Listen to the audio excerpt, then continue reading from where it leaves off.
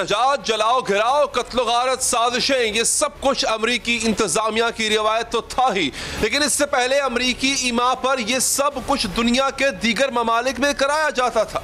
अब हालात पलटा खा चुके हैं। अमरीकी इंतजामिया जो आग दूसरों के लिए जलाती थी, अब अमरीका के अपने शहर, गलियां, मोहल्ले इस आग में जलने लगे हैं। जलाओ घिराओ और तशद्दुद की रिवायत शहरियों में भी सरायत कर चुकी है।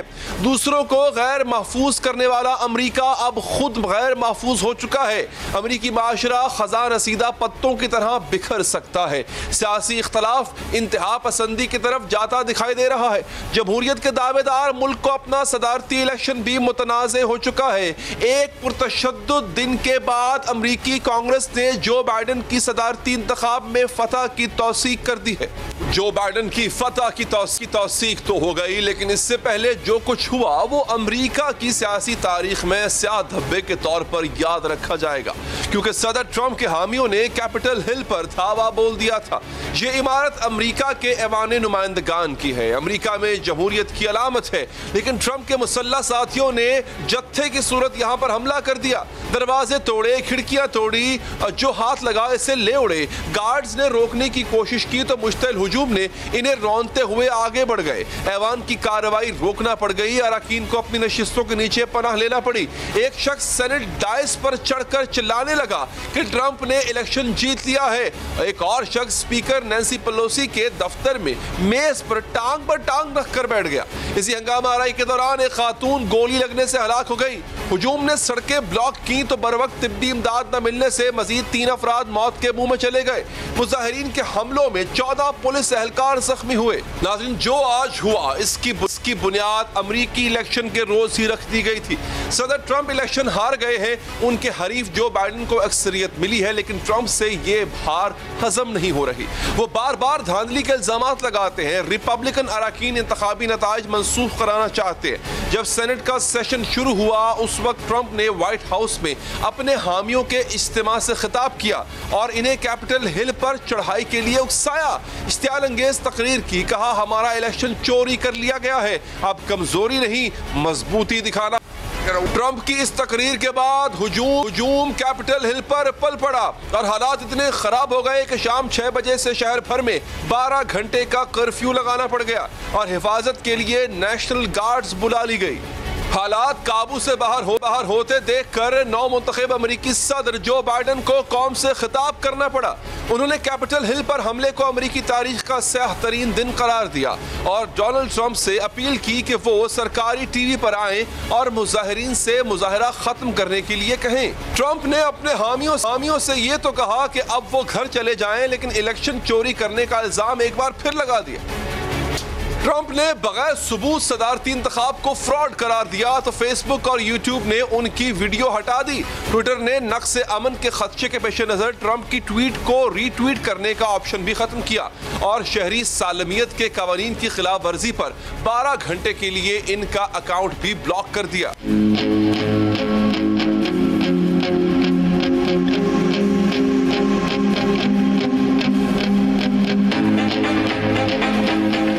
ट्रंप को साजिशी नजरियात को फरोग देने वाले एक गिरोह की हिमायत भी हासिल है। इस गिरोह का नाम है QAnon और BBC के मुताबिक ये गिरोह कई हफ्ते से कांग्रेस के बाहर मुजाहरों की मंसूबाबंदी कर रहा था। अमेरिका में जो हुआ पूरी दुनिया इस पर हैरान है। ट्रंप के नायब मुशीर कौमी सलामती मुस्ताफी हो चुके हैं। इससे पहले नायब सदर ने भी ट्रंप की इस दरख्वास्त को रद्द कर दिया था कि वो जो बाइडन की बतौर सदर सर्टिफिकेशन को ब्लॉक कर दे। आलमी रहनुमाओं ने भी वाशिंगटन DC में हंगामा आराई की मजम्मत की है।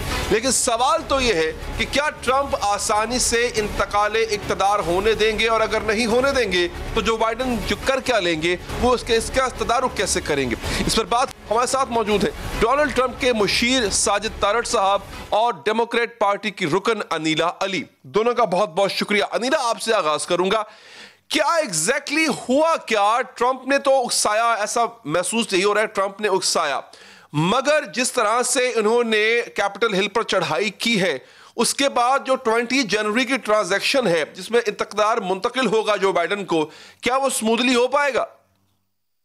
देखिए, अब जो एविडेंस आ रहा है और जो मुझे खुद, क्योंकि मैं यहीं पर सेंटर में रहती हूँ डाउनटाउन डीसी में, तो मुझे एक रात पहले तो सब हम वॉक अराउंड कर रहे थे और कुछ लग रहा था कि आ रहे हैं, लेकिन देखिए प्रोटेस्ट तो सबका हक है और हम तो, हमारा तो कॉन्स्टिट्यूशनल राइट है कि हम प्रोटेस्ट करेंगे, यही तो डेमोक्रेसी है। तो इतना कुछ लग नहीं रहा था ये कुछ होगा। इनफैक्ट 12 बजे कुछ बहुत ज्यादा एक्टिविटी हो गई और सायरन्स की आवाजें आने लगी और उससे पता चला कि ये जो प्रोटेस्ट जिसका हम सबको पता था, लॉ इन्फोर्समेंट को पता था, बिकॉज दे नाइट बिफोर मैं उनको देख रही थी कि उनकी एक्टिविटी बढ़ गई है, लेकिन उन सब ने ये मिसकैलकुलेट किया कि ये इतने आर्म्ड एंड डेंजरसली आएंगे। उसके अलावा कांग्रेस वुमन मैक्सिम वॉटर्स की आप जब उनसे उनकी ट्वीट देखें तो उन्होंने ये कहा कि 10 दिन पहले उन्होंने लॉ इन्फोर्समेंट को बुलाया था, डीसी के हेड्स ऑफ पुलिस को बुलाया था और कहा था कि वो सुन रही है, इंटेलिजेंस रिपोर्टिंग हो रही थी, लोगों को पता था कि ये आर्म्ड होंगे, ये व्हाइट सुप्रीमेसिस्ट ग्रुप्स आएंगे जो प्राउड बॉयज हैं, और ये चैटर हो रही थी कि ये आर्म्ड एंड डेंजरस होंगे। तो ये क्यों नहीं उनको अनिला कोई लीड कर रहा था, कोई था जो कि आगे आके उनको बता रहा था क्या? बिकॉज इतने बड़े मॉब को लीड किए बगैर ऐसे करवाया नहीं जा सकता ऐसा काम, तो ऐसा लगता है आपको कोई लीड कर रहा था उनको? देखिए, ये डेफिनेटली जो इंसाइट कर रहा था, जो स्टोक कर रहा था और फैन कर रहा था ये सारे फ्लेम्स, तो ये थे president of the United States, the sitting president of our country was inciting hatred. और कैसे कर रहे थे? वो कह रहे थे gather around, walk to the Capitol, और उन्होंने तो रेफरेंस प्राउड बॉयज को भी दिया। और उसके अलावा ये आज की तो बात नहीं है, वो तो ये हेट्रेड को स्टोक कर रहे हैं 6 साल से, इसी पे उन्होंने रन किया। उनको पता था कंट्री को पोलराइज कर देंगे और हेट्रेड को यूज करेंगे तो इस तरह हम सब डिवाइड हो जाएंगे। He played with all of these tools that he had. तो साजिद तारड़ साहब, मैं आपके पास आऊंगा। सर, ये ऐसे जैसे कि अनिला साहबा कह रही हैं, ट्विटर पर भी मैं देख रहा था बहुत से ऐसे लोग हैं जो कि इनका ओपिनियन ये था कि the inciting force behind this was president of the United states Donald Trump साहब। सर, ऐसा क्यों कर रहे हैं ट्रंप साहब? देखें, इसका बैकग्राउंड देखना होगा कि बिल्कुल 6 साल पहले या इससे 8 साल पहले ये इसकी बुनियाद रखने वाले डिवाइडर इन चीफ थे बराक हुसैन ओबामा साहब, जो कि आइंदा फ्यूचर में दोबारा प्रेसिडेंट बन रहे जनेंगे, क्योंकि जो बाइडन जो थे वो तो एक वैसे एस्टेब्लिशमेंट का हिस्सा है, उन्हें तो यही नहीं पता कि उन्होंने इलेक्शन किस चीज का लड़ा है।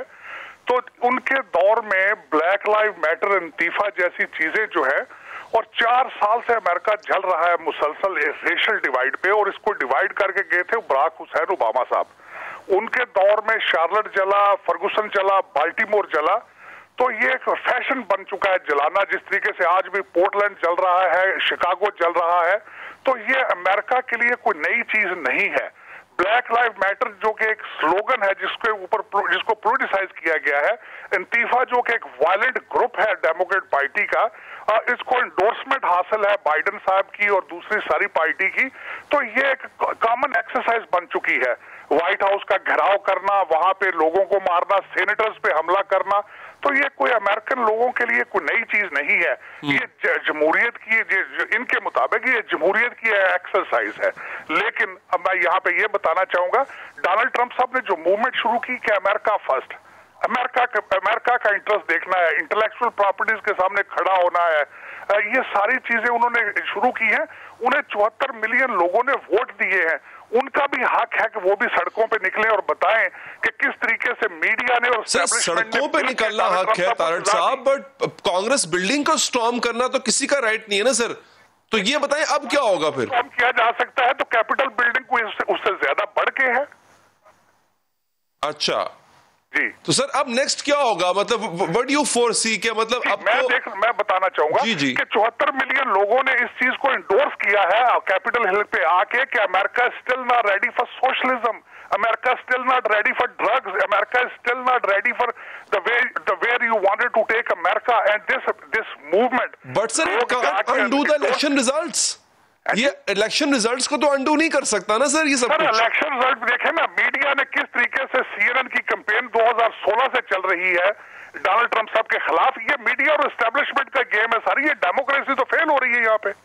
Right, but sir again finally 20 जनवरी को सदर ट्रंप को स्टेप डाउन करना होगा। इलेक्शन रिजल्ट्स अभी लोगों बिल्कुल करना होगा, लेकिन इन लोगों ने कैपिटल हिल पे आके बताया है कि this movement will want go away. We are 74 million people who will stand for conservatism and who will stand for capitalism. Those are the foundation of this country. We are not socialists. You cannot call us the Socialist Republic of America. That's why these people came and they testified it. 20 जनवरी के बाद सदर Trump क्या इस movement को lead करेंगे? बिल्कुल करेंगे, क्यों नहीं करेंगे सर। अच्छा, सड़कों पे होंगे सदर ट्रंप? उनका फर्ज बनता है इसको लीड करें। वो खुद सड़कों पे होंगे सदर ट्रंप सर? बिल्कुल होंगे, क्यों नहीं होंगे। 4 साल में सर जिस तरीके से 2 साल पहले रशियन कोलिजन पे उनको हार्ड टाइम दिया गया, उसके बाद हंटर बाइडेन की करप्शन की बेसिस पे जिस तरीके से इम्पीचमेंट की गई है, तो आपका क्या ख्याल है वो घर चले जाएंगे आप? तो सर वो यहाँ जैसे यहाँ पे 4 हल्के खोलने की बात हुई थी और बाद में कंटेनर लेके पहुंच गए थे, आप कितने हल्के खुलवाना चाहते हैं और आप कंटेनर कहाँ लगाएंगे अपना? सर हम पूरे अमेरिका के हर हल्के को खोलेंगे, हमारा हक बनता है। हम जिस तरीके से कोरोना को पोलिटिसाइज किया गया, जिस तरीके से मैनिपुलेशन की गई है, CNN ने यहाँ पे वोटर के माइंड से खेला गया, जिस तरीके से डेमोक्रेसी जमहूरियत डिरेल हो चुकी है इस कंट्री में, we will keep standing, we will keep fighting for our freedom. चले, these words are very new for me when it comes to America. जमहूरियत डिरेल होना, पाकिस्तान में तो हम सुनते रहते हैं। अनीला, आपको क्या लगता है सदर ट्रंप सड़कों पर आके एक पब्लिक मूवमेंट को लीड कर पाएंगे? A man who lived a luxurious life through out, वो ऐसा कर पाएंगे? देखिए, उनका ट्विटर भी जो उन्होंने ट्विटर ने बैन किया सिर्फ 12 घंटे के लिए किया, विच वॉज नॉट इनफ। अब आप देखेंगे ये जो सारे हेट ग्रुप्स आए हैं जिन्होंने आके ये मॉब रूल किया और अटैक किया डेमोक्रेसी को और हमारे कैपिटल को और हमारी वैल्यूज को अटैक किया, ये जो है ये एक दिन में तो नहीं हुआ, ये तो 2 महीने से चल रहा है। प्रेसिडेंट ट्रंप की ट्वीट्स इनको इनके दिमाग में ये आ गया है कि हमारे इलेक्शन रिग थे, कि इनसे इलेक्शन स्टील हुआ है। मैं ये मानती हूँ कि definitely 70 million people are for president Trump, they voted for him, लेकिन more people voted for Joe Biden than Trump. तो ये बात हम नहीं भूल सकते हैं। ये मुझे यकीन है कि प्रेसिडेंट ट्रंप लूजर बनना नहीं चाहते थे और उसकी वजह से वो 2 महीने से इंसाइट कर रहे हैं, स्टोक कर रहे हैं वायलेंस और हेट्रेड। और जब ये लोगों ने रिएक्ट किया, उन्होंने खुद ही उनकी ट्वीट्स ने उन्होंने कहा gather walk to the Capitol, वो सुबह में आके लोगों को इंसाइट कर रहे थे टूवर्ड्स दिस। अब ये कहना कि मॉब अच्छा, अनीला मुझे एक बात बताइएगा, we don't have much time, तो मैं बड़ा इंपॉर्टेंट क्वेश्चन आपसे पूछना चाहता हूं। देखिए, अभी सदर ट्रंप प्रेसिडेंसी में बैठे हुए हैं, he is under oath right now. तो अभी आपके मुताबिक उन्होंने ट्विटर पे रहते हुए लोगों को इंसाइट कर लिया, जैसे कि तारड़ साहब कह रहे हैं आफ्टर 20 जनवरी वो जब प्रेसिडेंट नहीं रहेंगे और इस मूवमेंट को खुद लीड कर रहे होंगे, तो डू यू थिंक हालात मजीद खराब हो सकते हैं? Things can go out of control as well जब ट्रंप साहब खुद सामने आ जाएंगे, सड़कों पर आ जाएंगे?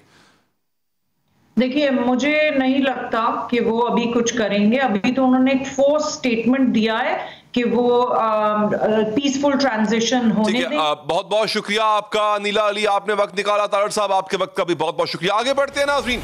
दहशतगर्दी के खिलाफ मुत्तहद होने की बजाय इख्तलाफात भड़काए जा रहे हैं, मजलूमों के जज्बात से खेला जा रहा है, इश्तियाल अंगेजी को हवा दी जा रही है। बलूचिस्तान में होने वाले सानह मच पर पूरी कौम सोगवार है।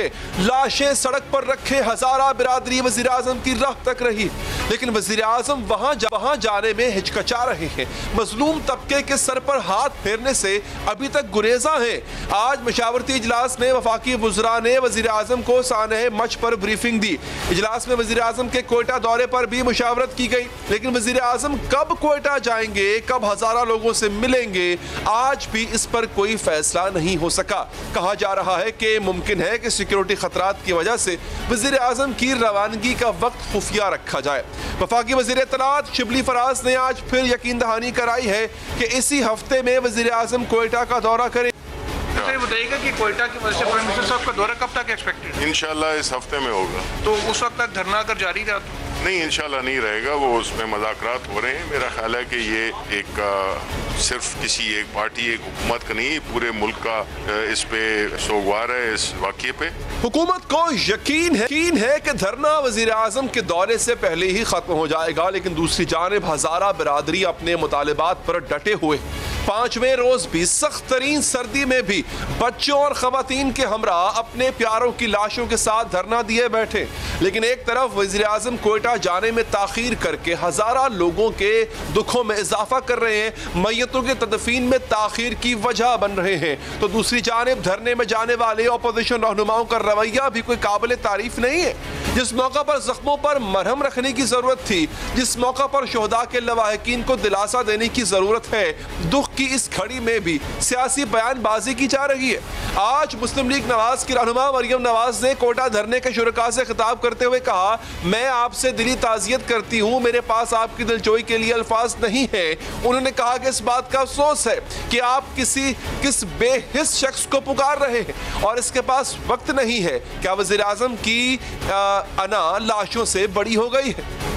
इस बात का भी अफसोस है कि आप किसी बेहिस शख्स को पुकार रहे हैं और उसके पास यहाँ आने का वक्त नहीं है। जो इस वक्त इक़्तिदार की कुर्सी पर बैठा है, उसकी बेहिसी पर अफसोस है, सद अफसोस है। अगर ये हुक्मरान यहाँ पर नहीं आता तो वो सुन ले, फिर ये कौम उसको अब इस्लामाबाद में इस कुर्सी पर बैठने की इजाज़त नहीं देगी। मरियम नवाज की सियासी पॉइंट स्कोरिंग की निस्बत बिलावल भुट्टो का रवैया मस्बत नजर आया। धरने के शुरका से खिताब करते हुए पीपल्स पार्टी के चेयरमैन का कहना था कि दुख और अफसोस की इस घड़ी में आज आपके साथ खड़ा हूं। पाकिस्तान एक ऐसा मुल्क है जहां लाश को भी एहतजाज करना पड़ता है। मैं हजारा बिरादरी के साथ और आपके दुख में आपके साथ शरीक होने आया हूं। ये सियासत नहीं है। जिंदगी का तहफ़्फ़ुज़ जब तक रियासत नहीं दिलवा तब तक वो अपने आप को रियासत नहीं खिला सकता है। ये रियासत का फर्ज है, सबसे पहले फर्ज है। हज़ारा बिरादरी का अलमिया हर गुजरते दिन के साथ बढ़ता जा रहा है। एक तरफ वज़ीर आज़म इनको दिलासा देने के लिए कोयटा नहीं जा रहे और दूसरी जानिब जो सियासी क़यादत कोयटा जा रही है वो मामला सुलझाने की बजाय मजीद आग लगा रही है। ये रवैया क्यों है, इस पर मजीद बात करने हमारे साथ मुस्लिम लीग नून की रहनुमा अज़ना बुखारी साहिबा मौजूद होंगी। लेकिन उससे पहले हालात क्या है वहाँ के वो जानते हैं समा न्यूज़ की नुमाइंदे नूरुल आरिफीन से। जी नूर, बताइएगा कि अब इनके कुछ मुतालिबात, बल्कि काफ़ी मुतालिबात माने भी गए हैं, तो अब सूरत हाल क्या है?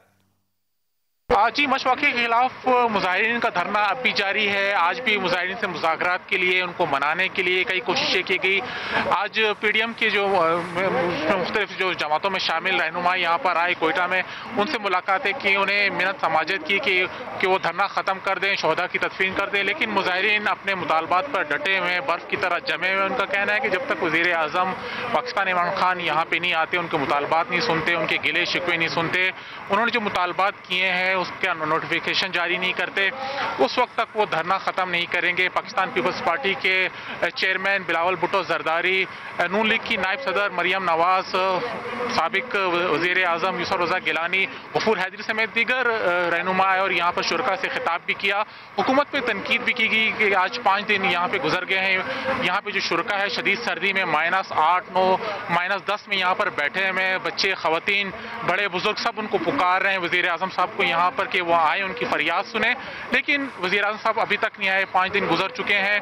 अब जो वक्त गुजरता जा रहा है, मुजाहिरीन के लबो लहजे में, उनकी गुफ्तगू में सख्ती आती जा रही है। उनका कहना है कि अगर वज़ीर आज़म साहब कल तक नहीं आए तो वो इस्लामाबाद की तरफ जो शोहदा की मैयतें हैं वो इस्लामाबाद लेकर जाएंगे और लॉन्ग मार्च करते हुए इस्लामाबाद जाएंगे और वहाँ पर धरना देंगे। ठीक है नूरुल आरिफीन, बहुत शुक्रिया अपडेट करने के लिए। अस्मा साहिबा, आपका भी बहुत बहुत शुक्रिया, आपने वक्त निकाला। अच्छी बात है, आप गए वहाँ पे, आपकी लीडर वहाँ पर गई, उनको दिलासा दिया, तसल्ली दी। वज़ीर आज़म जो नहीं आ रहे, इस पर तनकीद हो रही है, बिल्कुल ठीक है, उनको आना चाहिए। लेकिन आपका वहां जाकर फिर सियासी पॉइंट स्कोरिंग करना, वहां पर जाके वज़ीर आज़म पर तनकीद करना, उनका ना आना ठीक है, एक गलत बात है, उनको आना चाहिए, मगर वो वक्त नहीं था। वहां पे आप जाके ताज़ियत करते, उनको तसल्ली देते, उनके साथ इज़हार यकजहती करते। ये सियासी पॉइंट स्कोरिंग करना जरूरी थी क्या? बहुत शुक्रिया अली। मेरा ख्याल है कि उन्होंने हम आहंगी पैदा करने के लिए ही कहा कि सियासी इख्तलाफात को मैं बाला तक रख के कहना चाहती हूँ कि प्लीज यहाँ आए, उनके बारे में सुनिए।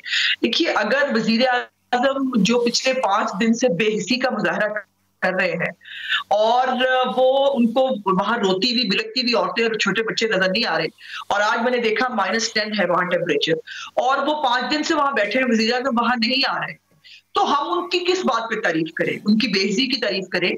हम उनको उनके मौका वो नहीं था वहां ये बात करने का। यहाँ पे आप ये बात कर रही हैं, बिल्कुल ठीक कर रही हैं आप। बात यहाँ पे जो कह रही है बिल्कुल 100% इख्तलाफ नहीं है। मैं अर्ज कर रहा हूँ कि वहां पे मौका नहीं था मरियम साहिबा इस मुद्दे को उठाती। मतलब 2014 का धरना, APS अटैक हुआ, इमरान खान साहब ने धरना खत्म कर दिया, अच्छी बात।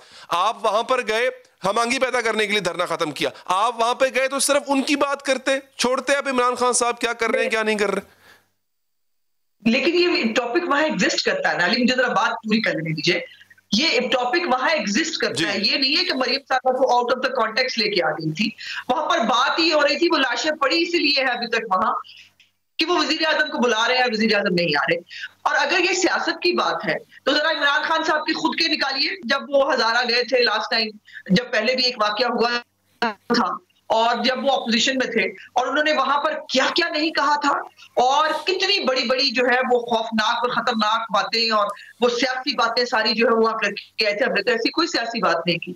हमने यही कहा, इमरान खान को झंझोड़ने की कोशिश की मरियम नवाज साहिबा ने, कि खुदा के वास्ते तमाम चीजें देखिए। एक तरफ हमें ये खबर मिलती है कि इमरान खान साहब यूट्यूबर से मिल रहे हैं, एक तरफ हम ये देख रहे हैं कि वो अर्तगल की टीम जो है उसके साथ बैठकर वो बहुत फिल्म इंडस्ट्री और ड्रामे के ऊपर गुफ्तगू कर रहे हैं, एक तरफ हम देख रहे हैं सेनेट का जोड़ तोड़ चल रहा है। तो भाई फिर हम क्या करें? फिर हम कैसे बात ना करें? क्यों उस वजीर आजम को ना जोड़े, उससे ना पूछे कि ये जो लाशें पड़ी है ये हम सबके ऊपर एक हमारे लिए बोझ है, एक लम्हा फिक्रिया है। इस फर्ज को अदा होना चाहिए, और इस फर्ज को अदा होने में सिर्फ आपका वहां जाना जो है वो उसके बीच में दीवार है। इमरान खान की ईगो बहुत बड़ी है। साहिबा, ये बात हमने कल भी की, और ये खान साहब के बयानात हमने दिखाए पूरे, जो वो खुद जरदारी साहब के दौर में दिया करते थे और तनकीद करते थे कि जरदारी साहब को मुस्ताफी हो जाना चाहिए, वो खुद यहाँ पर क्यों नहीं आए, तमाम चीजें दिखाई। अर्ज ये है कि अगर वहां पे जाके ऐसी बात की जाए जो मरियम साहिबा ने की, उससे मजीद इश्तियाल आएगा। वहां के जो लोग हैं जो पहले अफसरदा हैं कि BM साहब नहीं आ रहे, इतने एहतजाज के बावजूद भी नहीं आ रहे, उनमें मजीद गुस्सा भड़केगा। मैं तो सिर्फ इस लिहाज से अर्ज कर रहा हूं कि कहीं ये बात नेगेटिव में ना चली जाए, बजाय इसके कि आप इसको पॉजिटिवली लेना चाह रहे थे। नहीं, अगर मैं इसको दूसरी तरह रखूं, जैसे आपने रखा है, मैं दूसरी तरह रखूं कि अगर वहां जाके हम कहेंगे जी कोई बात नहीं, बस ठीक है, वो इमरान खान साहब आते हैं नहीं आते हैं, आप अपनी जो है हम आपको मशवरा देने आए हैं, आप अपनी लाशें जो है वो मैयतों को आप दफन कर दो, इमरान खान का इंतजार न करें, फिर आपको क्या ख्याल है कि उनके गुस्से में इजाफा होता, कमी होती? देखिए, इस वक्त जो सेंटिमेंट है ना वहां अली, ये आप और मैं यहाँ बैठकर बात कर सकते हैं। जिनके गए हैं ना, जिनके प्यारे खत्म हुए हैं, कई खानदान वहां पर, सैकड़ों खानदान ऐसे हैं जिनकी नस्लें खत्म हो गई हैं, उनकी नस्ल कुशी हो रही है। 1 दफा 2 दफा 3 दफा कितने वाकयात होंगे, एक ही बरादरी को टारगेट किया जा रहा है। मुझे ये बताइए कि आज भी मैंने देखे वो क्लिप्स, वहां बच्चियां बैठ के कुरान पाक पढ़ रही हैं, वहां बच्चियां बैठकर जो है वो और चीजें पढ़ रही हैं, और कोई एक पत्ता तोड़ा उन्होंने, कोई एक पत्थर मारा उन्होंने, पाकिस्तान जिंदाबाद कह रहे हैं। और वो क्या चाह रहे हैं? रियासत, आपको भी मुझसे बेहतर मालूम है, रियासत की जिम्मेदारी होती है कि वो इन पाकिस्तानियों की जिंदगी, जान और माल की हिफाजत करे।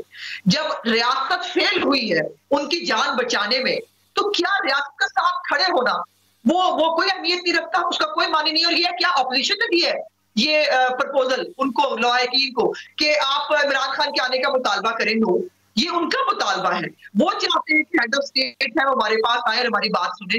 ये बार बार जो उनके साथ हो रहा है, और 1 दफा होता है, 2 दफा होता है, लेकिन सलाम है उनके हौसले और सब्र को कि वो फिर भी जो है वहां पर पुरअमन तरीके से बैठे हैं अपनी मैयतें लेकर।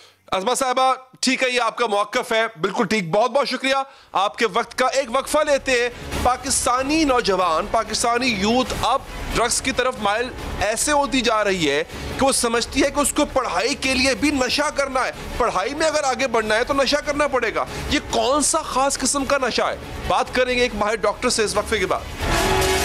पाकिस्तानी अवाम और खास तौर पर वालिदैन को बहुत ज्यादा मोहतात होने की जरूरत है। नई अक़साम की नशा मार्केट में आ चुका है और नौजवान नस्ल को खोखला करता जा रहा है। ऐसी ड्रग्स मार्केट में आ चुकी हैं जिनका ज्यादातर अफराद को इल्म ही नहीं है। सूरत हाल तशवीशनाक होती जा रही है। नौजवान नस्ल पर नजर रखने की जरूरत तो पहले भी थी, अब तो बच्चे भी इसका शिकार होते दिखाई देते हैं। ऐसी मंशियात दस्तयाब हैं जिन्हें इस्तेमाल करने वाला मदहोश नहीं होता बल्कि तशद्दुद पर माइल हो जाता है।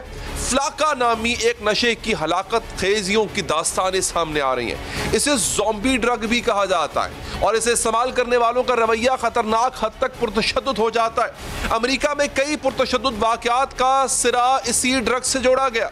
माहिरीन नफ्सियात के मुताबिक नौजवान और बच्चे नफ्सियाती उलझनों और जहनी दबाव का शिकार होकर मनशियात की तरफ माइल हो जाते।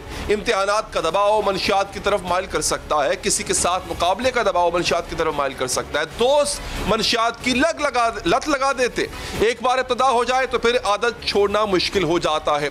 इस नौजवान की बात सुने नाज़रीन, जिससे इम्तिहान की तैयारी करनी थी, नींद भगाने के लिए दोस्त से मशवरा दिया तो उसने कहा कि आप ये वाला नशा। मैं 3rd ईयर का स्टूडेंट हूँ। पिछले साल मेरा एग्ज़ाम था। मैं जब स्टडी करता था तो उस वक्त मुझे नींद आ जाती थी। फिर एक दोस्त ने मुझे मशवरा दिया कि ये ट्राई करो। उस वक्त मुझे ये पता नहीं था कि ये क्या चीज़ है, लेकिन जब मैंने ट्राई किया तो फिर मुझे पता चला कि ये आइस है और फिर ये करते करते मैं इसका आदी बन गया। बहुत आसानी से मिल रहा है, बहुत जगह पर मिलता है। इसी तरह इम्तिहानात देने वाले तलबा में चीज़ें याद रखने के लिए भी ड्रग के इस्तेमाल की खबरें आ चुकी हैं। ये एक ऐसा साइको एक्टिव ड्रग है, इसे स्मार्ट ड्रग भी कहते हैं। इसे इस्तेमाल करने वाला अगले 12 घंटे तक किसी चीज़ पर फोकस कर सकता है। शहरों के पौश इलाकों में आला दरसगाहों के नौजवान भी मनशियात में मुब्तला हैं। पाकिस्तान में नशे के आदी अफराद के अदाद शुमार पर नजर डालें तो धचका लगता है। हुकूमत पाकिस्तान के मुरतब करदा अदाद शुमार के मुताबिक तकरीबन 80 लाख पाकिस्तानी मर्द और खवातीन मनशियात के आदी है। इनमें 78% मर्द हैं, 22% खवातीन हैं। सबसे ज्यादा आम नशा चरस का है। 40 लाख पाकिस्तानी चरस का नशा करते हैं। 8,60,000 अफराद हेरोइन के आदी। टीके के जरिए नशा करने वाले अफराद की तादाद 4,30,000 है। एफ्यून का नशा करने वालों की तादाद 3,20,000। नशा करने वाले ज्यादातर अफराद इब्तदा चरस से करते हैं और फिर ज्यादा खतरनाक नशे के आदी हो जाते हैं। मैं पहले चरस पीता था, चरस से डायरेक्ट इंग्लिश शराब पीने लगा, शराब के बाद से डायरेक्ट क्रिस्टल पीना शुरू किया। उसके बाद ये हाल हुआ तो घर वाले ने बोले चल इस पर कम से कम भाई जब से नशा कर रहे हैं ना 1.5-2 लाख रुपए पी गए ना पी गए। रोज का 1000 रुपये खर्चा है। अदादो शुमार के मुताबिक नशा करने वालों की अक्सरियत की उम्र 25 से 39 साल है, लेकिन अब नशा यूनिवर्सिटी और कॉलेज की सतह के तलबा में भी आम हो रहा। बच्चों के बैग्स में क्रिस्टल आइस को स्वीट्स रैपर्स प्रॉपर तरीके स्कूलों बड़े स्कूलों में कैंटीन में बिक रही, कैफेटेरियाज में, होटल्स में। किसी को पता ही नहीं है, माँ बाप अपनी आंखों से देख रहे हैं कि बच्चे के पास स्वीट्स हैं। दोस्त वेलफेयर फाउंडेशन नामी इदारे के मुताबिक पाकिस्तान में 18 साल से कम उम्र के बच्चे कैनबिस नशे के आदी हो चुके हैं, जबकि निजी तालीमी इदारों और अमीर घरानों के नौजवान क्रिस्टल मेथ नामी नशे का इस्तेमाल करते हैं, जिसको आइस भी कहा जाता है। पुलिस का कहना है कि क्रिस्टल की फरोख्त रिवायती अंदाज में नहीं होती बल्कि सोशल मीडिया के जरिए की जाती है। पौश इलाकों में होने वाली पार्टियों में भी नौजवानों को ड्रग्स दी जाती हैं। कराची में क्रिस्टल का नशा धड़ल्ले से जारी। नशा रगों में जहर घोलने लगा। समा ने पर्दा उठा दिया। लड़कों की तरह लड़कियां भी नशे की आदी। नशे की बनावट में गफलत से जान भी जा सकती है। 5 ग्राम की पुड़िया 6,000 की। रेगुलर कस्टमर्स हैं तो यही पुड़िया मिलेगी 3,500 की। नशे के लिए गुलिस्तान जौहर और क्लिफ्टन में गेस्ट हाउस की सहूलत मौजूद। 1,200 रुपए में कमरा हासिल। क्रिस्टल के नशे के लिए सोशल मीडिया पर भी बाजार गर्म। मजीद परेशान कुन खबर यह है कि मनशियात फरोशों ने जामियात और कॉलेजेस के बाद अब स्कूल्स को भी टारगेट कर लिया। नन्हे बच्चों को स्ट्रॉबेरी क्वेक नामी ड्रग का आदी बनाया जा अब दो सवाल है नाजरीन, एक तो नशे की इन नई अकसाम की निशानदही कैसे की जाए और दूसरा नौजवान नस्ल को इससे बचाया कैसे जाए। पूछेंगे मनशियात के शिकार अफराद की बहाली के मरकज विलिंग वेज पर सदाकत अली साहब से। डॉक्टर साहब शुक्रिया आपके वक्त का। क्या किया जाए सर, यही सवाल है, हाउ टू डिस्टिंग्विश और बचाया कैसे जाए।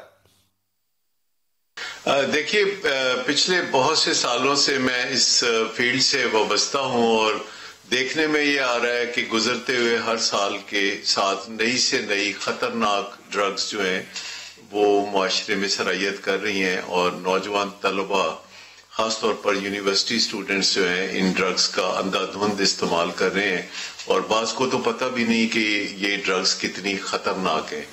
जो अब अच्छी तरह जानते हैं, हेरोइन एडिक्शन जो है 1980 में पाकिस्तान में एक वबा की तरह आई और अल्कोहल भी साथ सिलसिला चल रहा था। फिर मारिजुआना यानी चरस का जो इस्तेमाल है वो भी आपको अच्छी तरह पता है कि पाकिस्तान भर में बहुत ज्यादा किया जाता है और इसके साथ लोग चल रहे थे। लेकिन ये पिछले चंद सालों से जो सेंट्रल नर्वस सिस्टम स्टिमुलेंट्स हैं जैसे कि क्रिस्टल मेथ है या कोकीन है और फिर इसके अलावा रिटलिन नाम की दवा जो कि स्टूडेंट्स इस ख्याल से इस्तेमाल करते हैं कि शायद पढ़ाई में मदद मिलेगी और साथ मजा भी आएगा। बड़ी ये तबाहकुन ड्रग्स है और ये जो एक्सटेसी है जिसे पार्टी ड्रग कहा जाता है, जिसे लव पिल कहा जाता है, तो ये सारे धोखे हैं जो कि नौजवानों को दिए जाते हैं और वो अपनी नातजर्बाकारी और नासमझी की वजह से ये इस्तेमाल करने लगते हैं और इससे पहले कि वो कुछ बन सके वो पहले ही बर्बाद हो जाते हैं। माजी में ये होता था कि लोग पहले कुछ बन जाते थे, बड़े ओहदों पे पहुंचते थे और फिर वो ड्रग्स का इस्तेमाल करके अपनी जिंदगी को खराब करते थे। लेकिन अब तो ये अंधेर है कि जो हमारा मुस्तकबिल है, जो हमारे तलबा हैं, वो कुछ बनने से पहले तबाह हो जाते हैं और वालिदैन को खबर तक नहीं हो पाती। मैं समझता हूँ कि जो भी वालिदैन अपने बच्चों को बचाना चाहते हैं उनको बड़ी कड़ी निगाह रखनी पड़ेगी।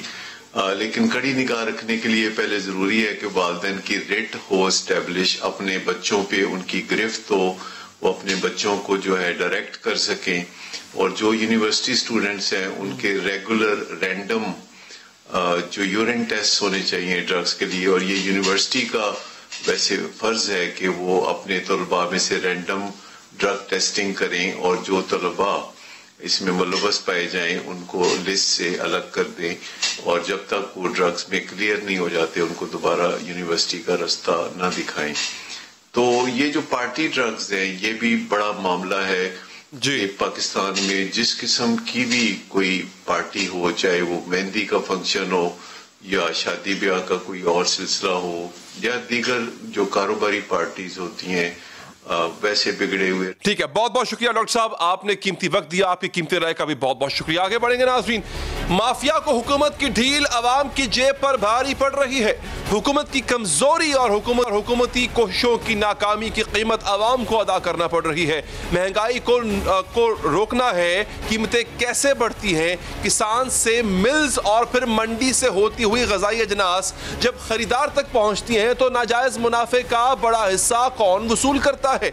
जब तक इस इंतजाम और निजाम की असल किरदारों को नहीं पकड़ा जाएगा हुकूमती कोशिशें नतीजा खेज नहीं हो सकती। इसलिए महंगाई माफिया के खिलाफ दुरुस्त सिमत में तवानाई लगाना होगी, हुकूमती इकदामात का क़िबला दुरुस्त करना होगा क्योंकि तमाम तर कोशिशों, तमाम तर इकदामात के बावजूद भी महंगाई की रफ्तार हुकूमती कंट्रोल से बाहर हो चुकी है। गुज़िश्ता एक हफ्ते में सिर्फ चीनी की फी किलो कीमत में 8 रुपए का इजाफा हुआ। चीनी ही नहीं बल्कि आटा, घी, अंडों की कीमत भी मुसलसल बढ़ती जा रही है। हुकूमत ने चीनी के बहरान पर काबू पाने के दावे किए, लेकिन गुज़िश्ता माह तो वज़ीर आज़म ने अपनी इक़्तिसादी टीम की तारीफ की थी, लेकिन निडर मुनाफा खोरों ने वज़ीर आज़म की तारीफ के 1 माह का भी इंतजार नहीं किया और 20 दिन बाद ही चीनी दोबारा महंगी होनी शुरू हो गई है।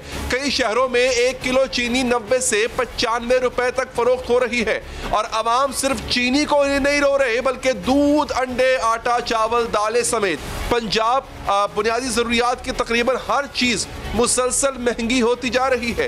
हालांकि गुज़िश्ता साल के मुकाबले में महंगाई में कमी हुई है। इदारा शुमारियात की रिपोर्ट के मुताबिक दिसंबर में महंगाई की शरह 7.7% रही, जो नवंबर की 8.3 के मुकाबले में 0.7% कम है। लेकिन इस कमी के बावजूद इदारा शुमारियात की सालाना रिपोर्ट गवाह है कि महंगाई की मजमूई सूरत हाल खराब ही है। साल 2020 में आटा 24% और 1 दर्जन अंडे 64% महंगे हुए। चिकन की कीमत 67% बढ़ी, मसाला जात 47%, आलू 38%, दालें 50%, घी की कीमतों में 17% इजाफा हुआ और अब महंगी चीनी की कीमतें मजीद ऊपर जा रही हैं। और अफसोस की बात यह है कि यह सीजन गन्ने की क्रशिंग का है। शुगर मिलों में भरपूर काम हो रहा है, लेकिन इसके बावजूद चीनी की कीमत में इजाफा समझ से बालातर। अब ऐसा नहीं कि वज़ीर आज़म महंगाई से बेपरवाह है, लेकिन इनकी कोशिशों का उल्टा असर हो रहा है। 2.5 साल में वज़ीर आज़म महंगाई पर 11 बार नोटिस ले चुके हैं और जब वो नोटिस लेते कीमतें मजीद बढ़ जाती। 1 साल पहले वज़ीर आज़म इमरान खान ने कहा था कि वो महंगाई से सीखेंगे, महंगाई करने वालों को पकड़ेंगे, लेकिन महंगाई के अदाद-ओ-शुमार देखकर लगता यही है कि वज़ीर आज़म के सीखने का अमल जारी है। कोई शक नहीं कि महंगाई है, हम सबको ये एहसास है। मुझे 2 साल में जो मुझे सबसे ज़्यादा जिसकी रातों की अगर मेरी नींद गई है वो ये महंगाई की वजह से। इसमें कोई शक नहीं कि इस वक्त लोग इन्फ्लेशन के और जितने भी हमारे मुआशी इशारे हैं वो बड़ी मुस्बत जानिब जा रहे हैं। बात करेंगे इसी हवाले से। हमारे साथ मौजूद हैं वज़ीर आज़म पाकिस्तान के मामून ख़ुसूसी जनाब शहबाज गिल साहब, और कंज्यूमर राइट्स पर बहुत ज़्यादा काम किया है इन्होंने। मोहसिन भट्टी साहब ने हमें ज्वाइन किया, दोनों का बहुत बहुत शुक्रिया। गिल साहब, शुगर रिपोर्ट जब आई तो उसमें आपको के लिए बताया कि कौन कौन सी वजूहात थी, माफिया ने किस किस तरह से कौन कौन से हीले बहाने से चीनी की कीमतों को बढ़ाया। इसका मतलब यह था कि आपको पता चल गया था कि रूट कॉज क्या होती है जब माफिया चीजों को बढ़ाता है, महंगाई करता है। सर, आपको वजह पता चल गई है, लेकिन उसके बावजूद कीमतें कंट्रोल में नहीं आ पा रही, आपसे क्या वजह है? देखिए, 2 चीज़ें आपको इस सारी चीज़ में मद्देनज़र रखनी होंगी। एक तो कल मैं एक प्रेस कॉन्फ्रेंस लाहौर में कर रहा था और एक जर्नलिस्ट ने ऐसे ही सवाल किया कि चीनी की कीमत बढ़ गई, तो मेरे साथ एजाज़ चौधरी साहब थे जो हमारे पार्टी के पंजाब के प्रेसिडेंट हैं और अशिया खुर्दनोश की कीमतों के ऊपर हमारी पार्टी का जो वर्क होता है PTI का, उसमें उनकी गहरी नज़र भी है और कंट्रीब्यूशन भी है। तो उन्होंने उसी टाइम कंट्राडिक्ट किया और उनको उसी टाइम पेपर दिखाया जो गवर्नमेंट का पेपर नहीं था, जो प्राइवेट रिटेल मार्केट प्राइस थी कल की, जो प्राइवेट रिटेलर्स की प्राइस थी कल की, वो 81.50 रुपये फ़ी किलोग्राम थी लाहौर की। थोड़ी सी मिस इन्फॉर्मेशन है, थोड़ा सा उसको फिर फैला दिया जाता है। मैं ये नहीं कहता कि माजी में महंगाई नहीं हुई, या अगर 1 या 2 रुपए महंगाई होती है तो उसको एग्जैजुरेट करके आप अंडरस्टैंड करते हैं कि क्योंकि और इस गवर्नमेंट का अल्लाह का बहुत शुक्र है, कोई इस गवर्नमेंट में माजी की तरह जैसे प्लंडर किया जाता था, वज़ीर आज़म और उनके बच्चे मिलके लूटते थे, वज़ीर आज़म के बच्चे एक तरफ कारोबार करते थे और एक तरफ हुकूमत की मीटिंग्स में बैठते थे, किकबैक्स ली जाती थी, लंदन के फ्लैट्स बनाए जाते थे, मनी लॉन्डर किया जाता था और बाद में कहा जाता था कि एक भैंस 10-10 अरब का दूध देती है। वो वाले काम तो इस हुकूमत में हो नहीं रहे। एक इशू है जो डिमांड एंड सप्लाई का इशू होता है बुनियादी तौर पर, उसके ऊपर अगर वो 1 रुपया या 2 रुपया बढ़ती है तो उसको एग्जैजुरेट करके, जैसे अभी हमने सुना 85, 90, 95, 100, आप खुद भी माशाल्लाह अच्छा काम करते हैं, आपको पता है कि चीनी की कीमत की 15 रुपए डिफरेंस नहीं हो सकता, ये पॉसिबल नहीं है।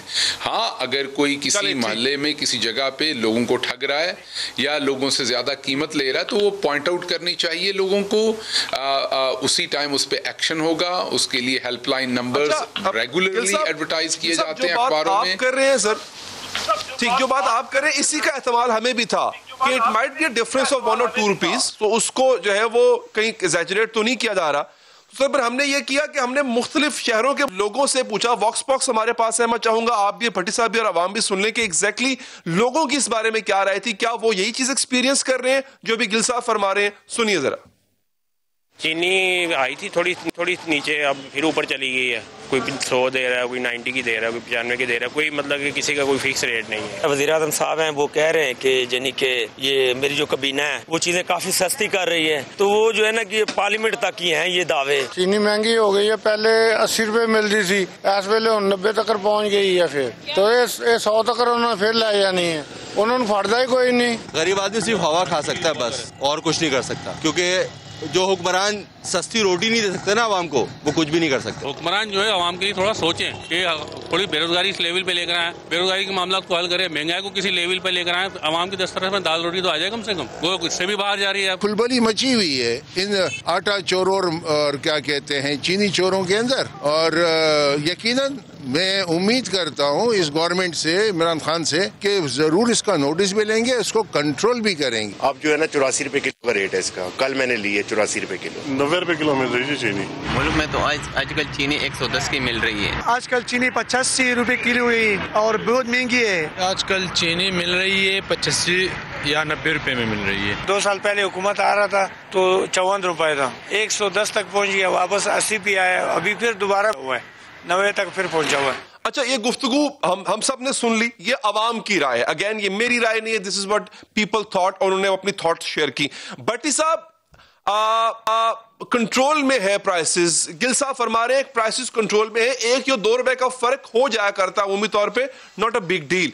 लेकिन सर ये होता क्या है, ये माफिया किस तरह से कंट्रोल कर जाता है कीमतों को? हालांकि गवर्नमेंट ने जिस तरह से एक्शन लिया है पिछले चंद दिनों में माफिया के खिलाफ, शुगर रिपोर्ट इसकी बहुत बड़ा सबूत है इसका, गवर्नमेंट को पता भी लग गया कि एग्जैक्टली रूट कॉज क्या है।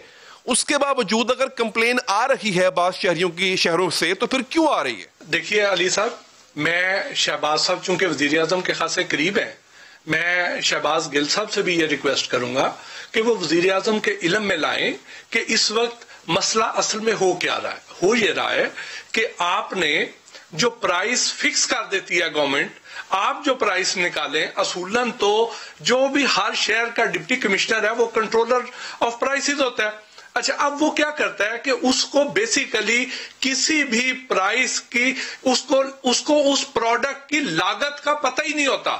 ये टोटली डिपेंड कर रहे होते हैं उस प्रोडक्ट की जो एसोसिएशन है उस पर डिपेंड कर रहे होते हैं। अगर डिप्टी कमिश्नर साहब हैं, उन्होंने प्राइस निकाल दी है लाहौर की, तो वो क्या करेंगे कि वो शुगर डीलर्स को बुलाएंगे, शुगर मिल्स वालों को बुलाएंगे और उनसे पूछेंगे कि जी इसका रेट क्या है, हमारे पे बड़ा प्रेशर है। वो उनको जो फिगर देंगे, वो फिगर मार्केट में उस पे अमल दरामद फिर वो करवाता है डिप्टी कमिश्नर। अब वहां पे डिप्टी कमिश्नर साहब जब करवाएंगे अमल दरामद, तो उसके लिए उनके पास टूल्स क्या है। जो प्राइस मैजिस्ट्रेट है वो कौन लोग हैं? वो प्राइस मैजिस्ट्रेट है बेसिकली कोई टीएमओ है, कोई तहसीलदार है, कोई पटवारी है, कोई डिस्ट्रिक्ट अफसर है, कोई असिस्टेंट कमिश्नर है। ये प्राइस मैजिस्ट्रेट का इनको दर्जा दिया जाता है। अब ये बेसिकली वो एडमिनिस्ट्रेटिव ऑफिसर्स हैं जिनकी अपनी और सरकारी जिम्मेदारियां बहुत ज्यादा हैं। वो उसमें से टाइम निकालते हैं और इसको एक एडिशनल ड्यूटी समझते हुए जाते हैं और अपना, अगर उनको एक टाउन दिया जाता है तो उसको 7 डेज पे डिवाइड करते हैं और उसमें एक हिस्से को एक दिन करते हैं, दूसरे हिस्से को दूसरे दिन करते हैं और वहां जाके अपना एक फॉर्मेलिटी पूरी करके 8-10 चालान करके आ जाते हैं। अब वो 3,000 रुपए या 5,000 रुपए का जुर्माना करके आते हैं। अब 3,000 या 5,000 रुपए का जब जुर्माना करके आते हैं तो वो उसके बाद उसको 1 हफ्ते तक दोबारा पूछा नहीं जाता। अब उस दौरान उसको पता है उस शॉपकीपर को, उस फल फरोश को, उस सब्जी फरोश को, जिनको ये प्राइस मैजिस्ट्रेट चेक करते हैं, तो उन्हें पता है कि अब 1 हफ्ते तक तो यहाँ पे किसी ने आना नहीं है। वो जो 3,000 रुपए या 5,000 रुपए जुर्माना की होता है, वो रेट बढ़ा के वो जुर्माना हमारे से वसूल करता है। यानी इनफैक्ट वो जो जुर्माने होते हैं वो भी हमें ही जुर्माने हो रहे हैं, वो इनको जुर्माने नहीं होते हैं। इसका नुकसान और एक एंड ये अमल दरामद वाला इशू है। उसके बाद अब हम जो उस लागत की तरफ आ जाते हैं कि मैंने बहुत सी इनकी मीटिंग्स अटेंड की हैं। होता क्या है कि जी दालें हैं, दालों के लिए अकबरी मंडी को बुला लिया जाता है, चीनी के लिए शुगर मिल्स एसोसिएशन के और डीलर्स के नुमाइंदों को बुला लिया जाता है और डीसी साहब उन्हीं से पूछ रहे होते हैं, यार बड़ा प्रेशर है, को रेट कट करो, हाँ जी दसो। अब उन्होंने वही फिगर बतानी है जो उनको सूट करती है। असल में तो डीसी साहब को खुद पता होना चाहिए कि इसकी एक्चुअल लागत है क्या। ये बड़े दो अहम नुकात आपने भट्टी साहब उठा दिए हैं। ठीक है कि इसको मैनेज करने की ड्यूटीज हैं वो जिसके सुपुर्द हैं उनको पता होना चाहिए और जो खुद स्टेक होल्डर्स हैं ना कि वो डिसाइड करें। गिल साहब अच्छे अहम पॉइंट्स उठाए हैं भट्टी साहब ने। सर ये इसका मतलब है कि ये मैनेजेबल तो है और मैनेज आपने किया भी सारा इसको, आपने चीनी की प्राइसेस को आप नीचे लेकर आए भी हैं, नॉट के उस रेट पे तो नहीं गई जहां पर पहले थी बट काफी नीचे आई। सर इसको मैनेज करने के लिए जो कुछ किया जा सकता है बिल्कुल निचले ग्राउंड लेवल पर जाके। देखिए दो बातें हैं, एक एकेडमिक बातें होती हैं, रियलिटी होती है, और वो मीडिया के ऊपर जब आवाम किसी चीज़ की वजह से तकलीफ़ में हो उस पर बात करना बहुत मुश्किल होता है। अगर आप उसके ऊपर बात करें तो कई दफ़ा लोग ये समझते हैं कि आप इनसेंसिटिव हैं, आप इनसेंसिटिविटी दिखा रहे हैं गवर्नमेंट में, आप एक आम आदमी के लिए, गरीब आदमी के लिए, उसकी मुश्किलात के लिए सेंसिटिव नहीं है। लेकिन कई दफ़ा खबर चले ठीक है गिल साहब, आई विश कि आपका पॉइंट ये मुकम्मल हो पाता, लेकिन वक्त खत्म हो गया है। बहुत बहुत शुक्रिया आपका। मोहसिन साहब आपका भी बहुत बहुत शुक्रिया। प्रोग्राम का वक्त खत्म हो जाता है, दीजिए इजाजत, अल्लाह निगहबान।